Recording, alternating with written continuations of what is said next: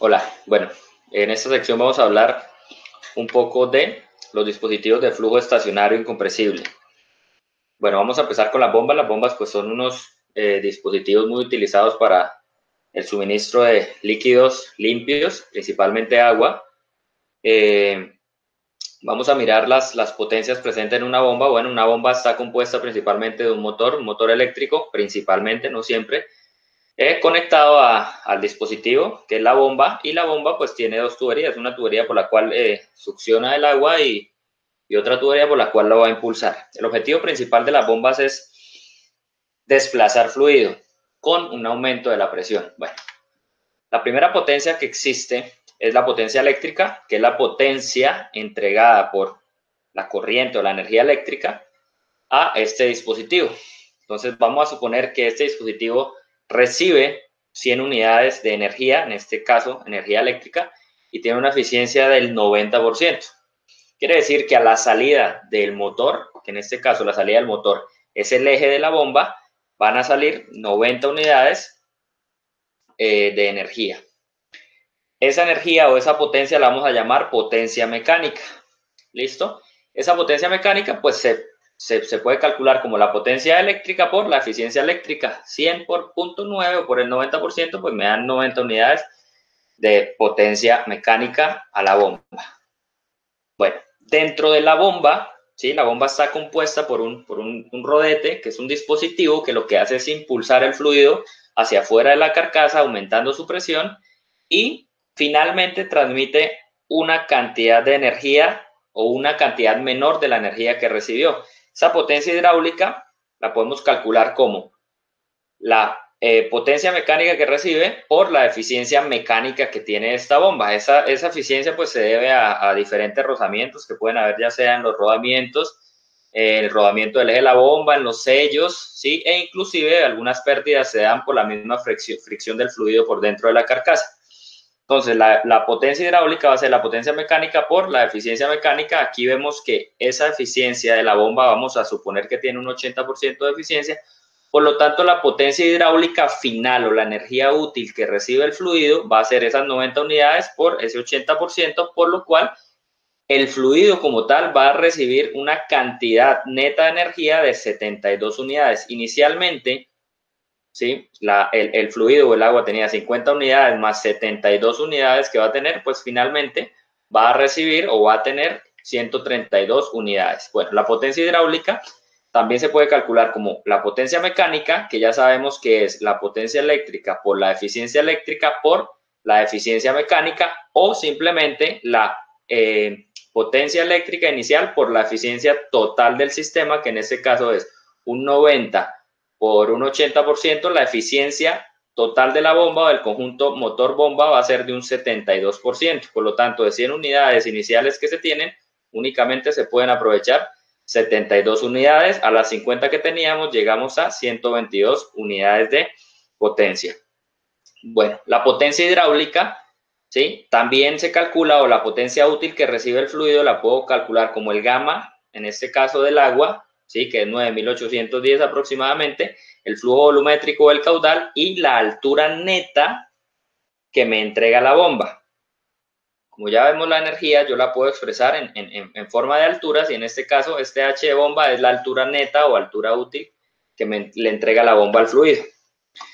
Vamos a mirar cómo se puede o cómo se podría calcular ese H en caso de que en este dispositivo yo pueda medir la presión. Entonces, inicialmente tengo la presión a la entrada de la bomba, la velocidad a la entrada de la bomba al cuadrado, sobre 2 de la gravedad más la altura, más la energía neta que entrega la bomba, es igual a la energía total a la salida de la bomba, compuesta por su componente de presión, su componente dinámica y su componente hidrostática.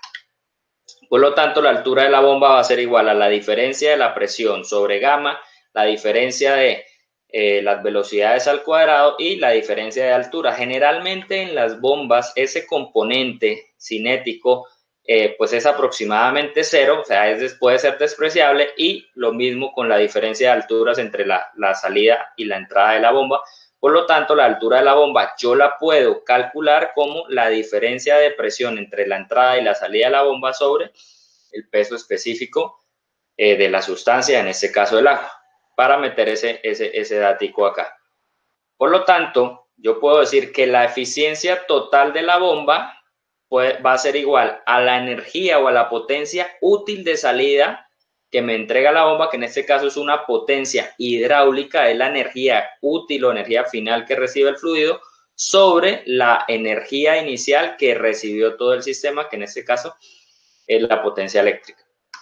Lo mismo ocurre para las turbinas, únicamente que las turbinas lo que hacen es aprovechar energía inicial del fluido y transformarlo en energía mecánica, el eje, acoplarlo a un generador y producir energía eléctrica. En este caso tenemos una turbina de la cual recibe 100 unidades de potencia hidráulica y finalmente le retira o finalmente salen 10 unidades, por lo cual esta turbina tiene la capacidad de retirarle 90 unidades de potencia hidráulica al fluido. Entonces la potencia hidráulica igual la podemos calcular como el gamma por el flujo volumétrico que atraviesa la turbina por la altura que le quita, ¿sí? O que recibe el sistema mecánico que se lo está extrayendo al sistema hidráulico. Igualmente podemos calcular esa altura de la turbina, pero en la ecuación de energía pues tiene un signo negativo. ¿Por qué? Pues porque inicialmente es mayor la energía que hay a la entrada de la turbina que la que hay a la salida. Por lo tanto, la energía que hay menos la que le retira la turbina va a ser a la energía final e igualmente pues puedo entregar que el H de la turbina es igual también a la diferencia de presión entre la entrada y la salida de la turbina sobre el gamma. Bueno, de esas 90 unidades que se le están retirando al fluido, el eje, ¿sí? El eje mecánico de la turbina, pues puede aprovechar solo cierto porcentaje. En este caso, vamos a suponer que la eficiencia mecánica de la turbina es un 80%, por lo tanto, de las 90 unidades que se le retiraron al fluido, únicamente el eje está aprovechando 72. 90 por 0.8 me da 72 unidades. De esas 72 unidades que le están entrando al generador, voy a suponer que el generador tiene un 90%, por lo tanto, la potencia eléctrica va a ser a la potencia mecánica que recibe el generador por la eficiencia eléctrica. O sea, 72 por 0.9 me da aproximadamente 65 unidades. También puedo decir que la potencia eléctrica es igual a la potencia mecánica, que es igual a la potencia hidráulica por la eficiencia mecánica por la eficiencia eléctrica, o decir que la potencia eléctrica producida en el generador es a la potencia inicial, ¿sí? O extraída al fluido por la eficiencia total de la turbina.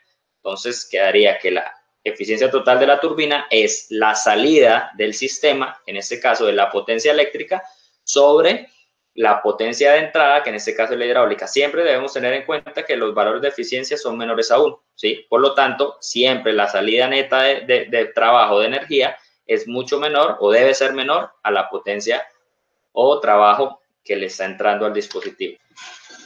Los ventiladores son otro tipo de dispositivos de flujo que también son muy utilizados. Principalmente un ventilador se utiliza para aumentar la velocidad del aire. Bueno, entonces, en los ventiladores realizamos el balance general de energía o de potencia, ¿sí? Teniendo en cuenta que a la entrada del ventilador tengo el M punto o el flujo másico por la presión sobre la densidad, la componente dinámica, velocidad al cuadrado sobre 2, más Gz, más la energía útil que le está entregando el ventilador al aire. El aire tiene inicialmente una energía que prácticamente se puede decir que es cero, ¿sí? No tiene energía el ventilador y no tiene energía el aire, y el ventilador lo que hace es impulsar ese fluido que aparentemente no tiene energía o tiene una energía muy baja. Por lo tanto, la energía a la salida del ventilador, pues prácticamente es igual a la energía que le está entregando el ventilador, pero vamos a mirar en qué términos.